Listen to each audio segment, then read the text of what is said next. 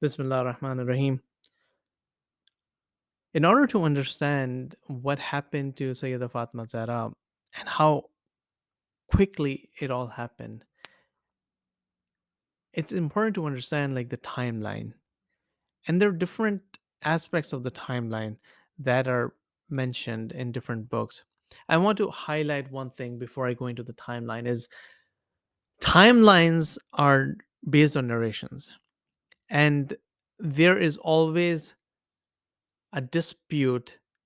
There could be dispute in narrations, and that's why you see the birthday or the martyrdom date varies for between different narrations. Not all the time, but many occasions you see that.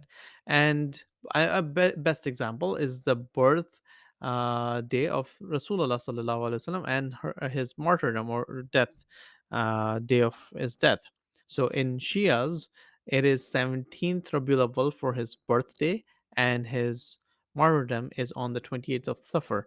For the regular Muslims, the birthday and the day of his death is both on the 12th Rabiul Awwal. Now, that being said, there are few facts that have to be kept in mind. These facts lay out certain things which are beyond that confusion that happens sometimes in the narration. So, for example, we know that the Prophet ﷺ was born on a day and was in Rabiul Awwal. We know that he passed away around the time of Rabiul Awwal, shortly after coming back from his final Hajj. So the Hajj happened in Zul Hajj, and then it was uh, the Ghadir Khum event happened on the 18th of Zul Hajj, and after that it was Muharram, Safar, and the Prophet passed away. So we know certain facts that the Prophet passed away in this time frame. Similarly, after the death of the Prophet, Sayyida Fatima Zahra lived maximum 3 months. That's like the maximum. There is no narration in within the non-Shia Muslims who even talk about the death day or the month of the death of Sayyida Fatima Zahra. So it's either 45, 60, 75, or 90 days. The interesting thing in this aspect is the the death, the martyrdom happened in a month at a time when there wasn't a lot of moonlight, because she had specifically asked people not to come to her burial, and it happened at a time when there wasn't a lot of light at night, so people didn't know what was happening. So after the death of the Prophet, there was Sakifa, and it happened in parallel. Like on one hand, Imam Ali alayhi salam is burying the Prophet, and on the other hand, Muslims, Ansar and Muhajirin, they're gathered at Sakifa to select the next caliph. And it's happening in a very random, chaotic manner. After that, Abu Bakr becomes caliph. Imam Ali does not give his bayah. Imam Ali is at home compiling the Quran. He is not coming out. He's not given bayah.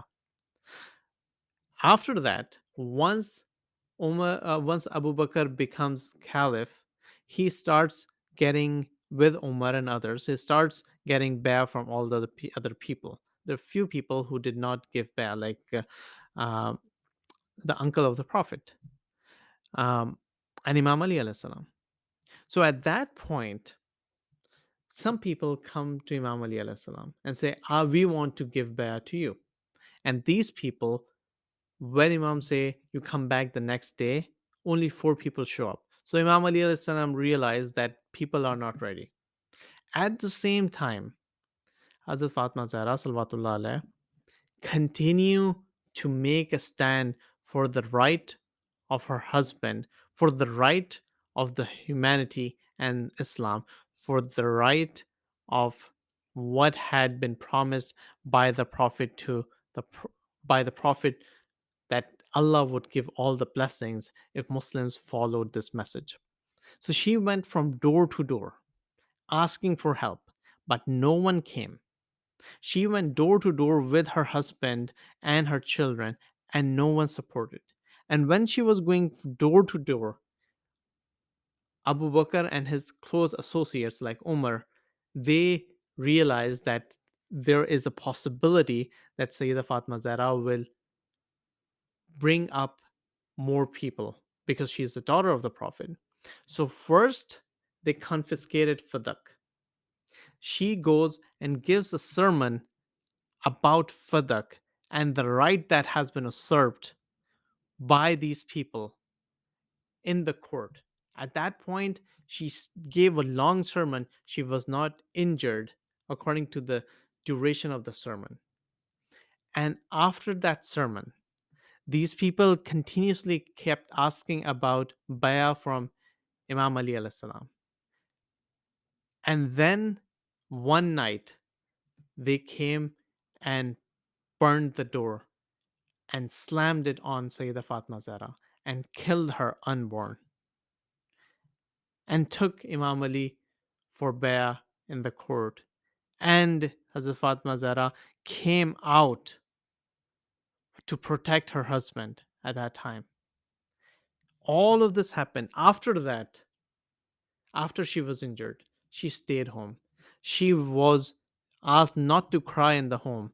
So she had to go outside of Medina, where Imam Ali had built a Baitul Huzn. And these people who had first usurped the right of her husband, usurped the right of hers and her children, usurped her property, knocked the door down, captivated her husband, and then asked her to go out of the city to cry. They even cut down the tree under which Sayyidah Fatma Zahra used to cry. And then Imam Ali built a house for her. It's known as Baitul Huzn. And she passed away at that time. So all of this happened within a period of 3 months maximum.